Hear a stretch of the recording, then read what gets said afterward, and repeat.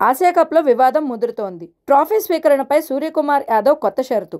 Asia cup టోర్నమెంట్లో భారత్, పాకిస్తాన్ల మధ్య మైదానం వెలుపల ఉద్రిక్తతలు పెరుగుతున్నాయి. తాజా సమాచారం ప్రకారం ఫైనల్లో టీమిండియా విజయం సాధించిన పీసీబీ చైర్మన్, ఏసీసీ అధ్యక్షుడు మొహసిన్ నఖ్వీ చేతుల మీదుగా ట్రోఫీ స్వీకరించబోమని భారత్ కెప్టెన్ సూర్యకుమార్ యాదవ్ స్పష్టం చేసినట్లుగా తెలుస్తోంది. ఈ విషయం ఇప్పటికే ఏసీసీ దృష్టికి చేరింది. ఈ వివాదానికి కారణం ఏంటంటే ఆదివారం జరిగిన భారత్ పాకిస్తాన్ మ్యాచ్ సందర్భంగా ఇరు జట్లు షేక్ హ్యాండ్ చేసుకోకూడదని తీసుకున్న అనూహ్య నిర్ణయం. ఈ నిర్ణయం ముందుగా తెలియజేయలేదని నఖ్వీ ఆగ్రహం వ్యక్తం చేశారు.